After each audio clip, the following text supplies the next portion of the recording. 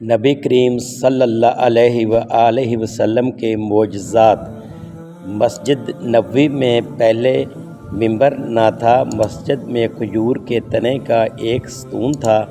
آپ صلی اللہ علیہ وآلہ وسلم اس سے ٹیک لگا کر خطبہ دیا کرتے تھے۔ ایک نیا ممبر تیار ہوا تو آپ صلی اللہ علیہ وآلہ وسلم نے اس ممبر پر کھڑے ہو کر جمعہ کا خطبہ دینا شروع کیا تو اچانک اس ستون سے بچوں کی طرح رونے کی آواز آنے لگی۔ بعض روایتوں میں ہے کہ جیسے اونٹنی کا بچہ رو رہا ہو، اس طرح بلبلانے کی آواز آئی۔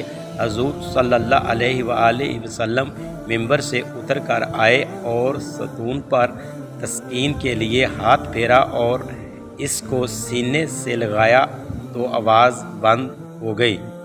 درختوں اور پہاڑوں سے سلام کی آواز۔ حضرت علی رضی اللہ تعالیٰ عنہ فرماتے ہیں کہ ایک دن میں حضور صلی اللہ علیہ وآلہ وسلم کے ساتھ مکہ میں ایک طرف کو نکلا تو میں نے دیکھا کہ جو پہاڑ اور درخت بھی سامنے آتا، اس سے سلام یا رسول اللہ کی آواز آتی۔ چٹان کا پارا پارا ہو جانا۔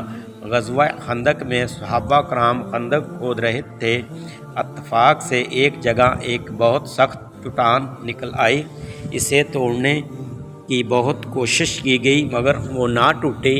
کدالیں اس پر پڑ کر چٹ جاتی تھیں۔ آخر لوگوں نے حضور صلی اللہ علیہ وآلہ وسلم کی خدمت میں آ کر صورتحال عرض کی۔ آپ صلی اللہ علیہ وآلہ وسلم اٹھ کر خود تشریف لائے اور کدال ہاتھ میں لے کر ایسی ضرب لگائی کہ وہ چٹان چور چور ہو گئی۔ تلوار کے زخم کا اچھا ہونا۔ غزوہ خیبر میں حضرت سلمہ بن عقوع رضی اللہ تعالیٰ عنہ کو ٹانگ میں تلوار کا زخم لگ گیا۔ وہ حضور صلی اللہ علیہ وآلہ وسلم کے پاس آئے۔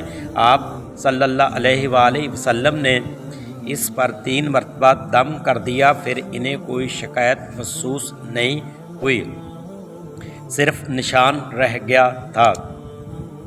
گونگے کا بولنا۔ خطبہ حجۃ الوداع میں آپ صلی اللہ علیہ وآلہ وسلم کی خدمت میں ایک عورت اپنے بچے کو لے کر حاضر ہوئی اور عرض کی۔ آپ صلی اللہ علیہ وآلہ وسلم نے پانی منگوایا، ہاتھ دھویا، کلی کی اور کہا پلا دو، کچھ اس کے اوپر چھڑک دو۔ کچھ عرصہ بعد عورت آئی تو بیان کیا کہ لڑکا بالکل اچھا ہو گیا ہے اور بولنے لگا ہے۔ بیمار کا تندرست ہونا۔ حضرت عثمان بن ابی العاص ایک بار سخت بیمار ہوئے۔ حضور صلی اللہ علیہ وآلہ وسلم ان کی عیادت کو تشریف لے گئے تو فرمایا یہ دعا 7 مرتبہ پڑھو، ہاتھ بدن پر پھیرو۔ حضرت عثمان رضی اللہ تعالیٰ عنہ کہتے تھے کہ میں نے ایسا کیا تو اللہ تعالیٰ نے میری بیماری دور کر دی۔ حضرت عثمان بن ابی العاص اپنے عزیزوں اور دوستوں کو بھی یہ دعا بتایا کرتے تھے۔ حضرت سعد بن وقاص کی شفا یابی۔ حضرت سعد بن وقاص رضی اللہ تعالیٰ عنہ کہتے ہیں کہ میں حضور صلی اللہ علیہ وآلہ وسلم کے ساتھ مکہ گیا، وہاں جا کر سخت بیمار پڑ گیا، یہاں تک کہ وصیت تیار کی۔ آپ صلی اللہ علیہ وآلہ وسلم عیادت کو تشریف لائے تو عرض کی، یا رسول اللہ میں اس سرزمین میں مرتا ہوں جس سے ہجرت کی تھی، میں اس سرزمین میں مرنا چاہتا ہوں۔ آپ صلی اللہ علیہ وآلہ وسلم نے فرمایا انشاءاللہ، پھر دعا فرمائی، یا الہی سعد کو شفا دے، سعد کو شفا دے، سعد کو شفا دے۔ حضور صلی اللہ علیہ وآلہ وسلم کی دعا سے حضرت سعد رضی اللہ تعالیٰ عنہ کو شفا ہوئی۔ اللہ تعالیٰ نے حضرت سعد کو شفا دے دی۔ آپ صلی اللہ علیہ وآلہ وسلم کے وصال کے بعد 14-15 برس تک زندہ رہے۔ اندھیرے میں روشنی ہونا۔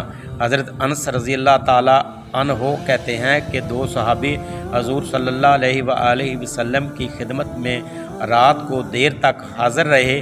جب واپس ہوئے تو رات بہت اندھیری تھی، مگر اللہ کی قدرت سے ان کے سامنے 2 چراغوں کی طرح آگے آگے کوئی چیز روشن ہو گئی۔ جب دونوں الگ ہو کر اپنے اپنے گھر چلے تو ایک چراغ ایک کے ساتھ، دوسرا چراغ دوسرے کے ساتھ ہو گیا، یہاں تک کہ دونوں گھر چلے گئے۔ حضرت علی رضی اللہ تعالیٰ عنہ کی آنکھوں کا اچھا ہو جانا۔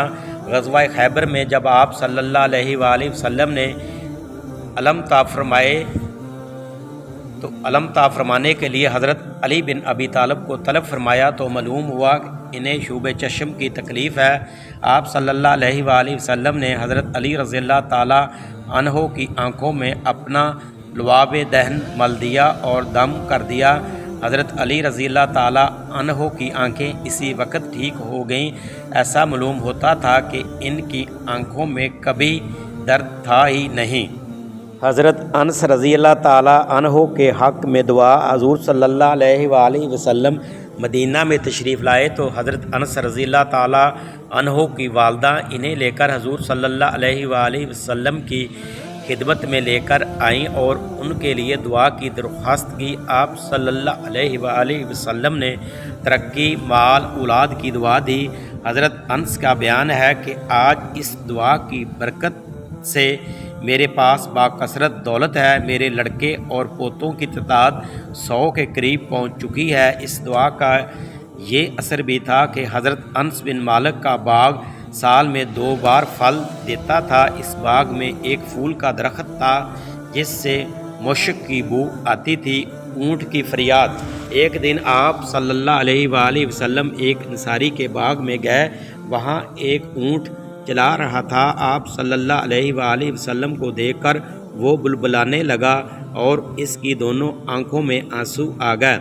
آپ صلی اللہ علیہ وآلہ وسلم نے قریب جا کر اس کے سر پر ہاتھ پھیرا تو وہ چپ ہو گیا۔ آپ صلی اللہ علیہ وآلہ وسلم نے دریافت فرمایا کہ یہ کس کا اونٹ ہے؟ تو لوگوں نے کہا ایک انصاری کا اونٹ ہے۔ ان کو بلایا گیا۔ آپ صلی اللہ علیہ وآلہ وسلم نے فرمایا تم ان جانوروں پر جن کو اللہ نے تمہارا مالک بنایا ہے رحم کیا کرو۔ اس اونٹ نے مجھ سے شکایت کی ہے کہ تم اس کو بھوکا رکھتے ہو اور اس کو تکلیف دیتے ہو۔ جنون کا دور ہونا۔ ایک شخص نے آ کر درخواست کی کہ یا رسول اللہ صلی اللہ علیہ وآلہ وسلم میرا بھائی بیمار ہے، دعا کیجئے۔ پوچھا کیا بیماری ہے؟ عرض کی اس پر جنون کا اثر ہے۔ فرمایا اس کو لے آؤ۔ وہ آیا تو آپ صلی اللہ علیہ وآلہ وسلم نے فرمایا قرآن مجید کی چند صورتیں پڑھ کر اس پر دم کر دیا۔ حضور صلی اللہ علیہ وآلہ وسلم کے دم فرمانے کے بعد تو اس پر جنون کا کوئی اثر نہ تھا، وہ ٹھیک ہو گیا تھا۔